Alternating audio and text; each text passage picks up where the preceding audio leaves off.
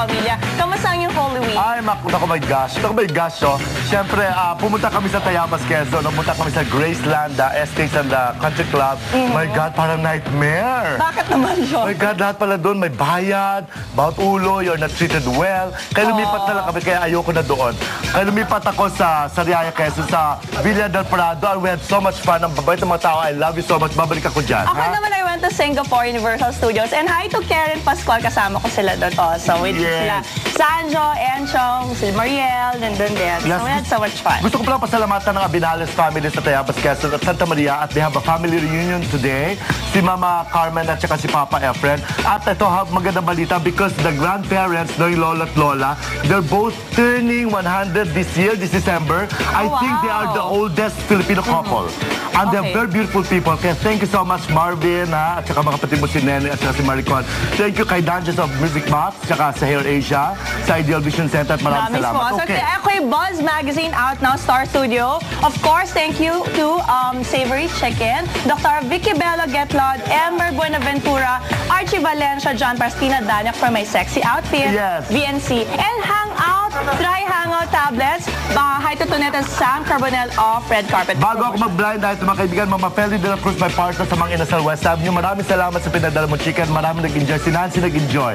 Nasarapan doon siya. Anyway, may blind item ako. May doktor. May doktor kasi na mayaman, na tigas-case. Ang kinalulok.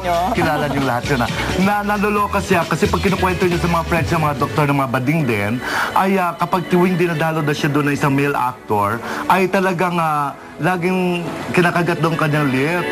Yung asin sugatan. At dapat instead na masaktan siya, pinagmamarali pa niya. Kinukwento pa sa mga friends niya, pinagyayabang niya na, kasi yung boyfriend ko, gabi kasi. Sabi ko, ba't hindi lang siya kumuha ng joke lang, Blade? Oh my God. Baka... joke lang, gabi naman. Huwag mo na pamarali, kasi yung lalaki yun, mabait.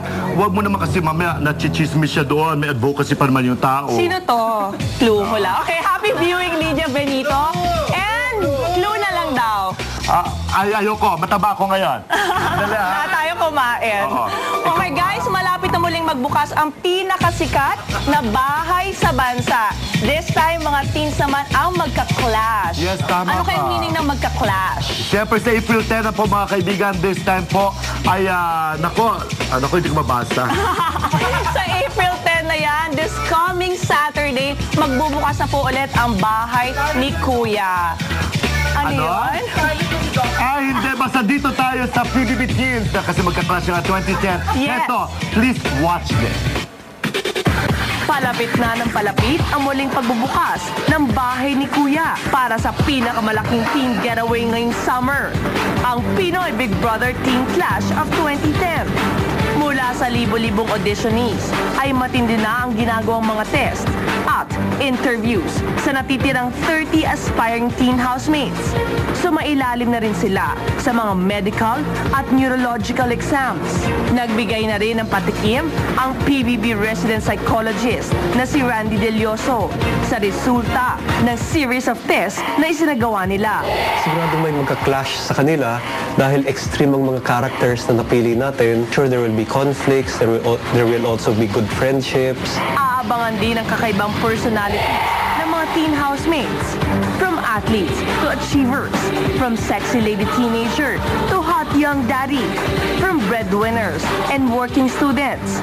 Kaya naman siguradong isa itong hot and exciting season. So it's a mix of different kinds of people and that will create an exciting episode for this edition. Hinihintay na rin ng buong bayan ang totoong ibig sabihin ng clash. Maging ang mga angels ni Kuya, may kanya-kanya na ring hula sa magaganap na clash. Feeling ko talaga malakas ang kutob ko na meron siyang factor na boys versus girls. I heard na magkakaroon tayo ng clash of cultures. Feeling ko magkakaroon ng versus. It's either one versus the other or this one versus this one. Samantala, maging ang bahay ni Kuya, hinahanda na rin para sa mga mapipiling teen housemates. Dito na rin ang paghahanda sa pag-aayos sa bahay ni Kuya para pag pumasok ang ating mga teen housemates sa isang sariwa, isang bagong pamamahay ang kanilang titirhan buong summer. Abangan sa mga susunod na araw ang ang kakaibang paraan kung paanong malalaman ng mga piling teens ang magandang balita at kung sino sa 30 na ito ang makakasama sa official list of housemates. Iyan ang dapat abangan sa muling pagbubukas ng bahay ni Kuya sa isang exciting at very in kick-off sa April 10, 2010. Lala, kung enjoy kayo sa Pinoy Big Brother Double Up, kung sa tingin ninyo yun ay the best season, I'm sure hindi babalik si Kuya ng basta-basta lang. Pinoy Big Brother Teen Clash 2010. Maraming mga sorpresa at big twist na inihanda si Kuya para sa inyong lahat. Mga kapamilya, i-block off nyo na sa inyong mga calendars ngayong April 10 na Susunod sa Buzz 10 presents POV Special, Tales of Drama and Deceit. Beauty pageant contestant Venus Raj, for the first time, ibubulgar ang damdamin tungkol sa pagkakalitro bilang 2010 Pinipining Pilipinas Universe. Live! Ang pinakamatinding tanong ng bayan, masasagot na. Ang pinakaabang bagong mukha sa labas, makikilala na. Sino siya? Siya ay parating na. Handa ka na ba sa pinakamalalaking pagbabago? Bigger, bolder,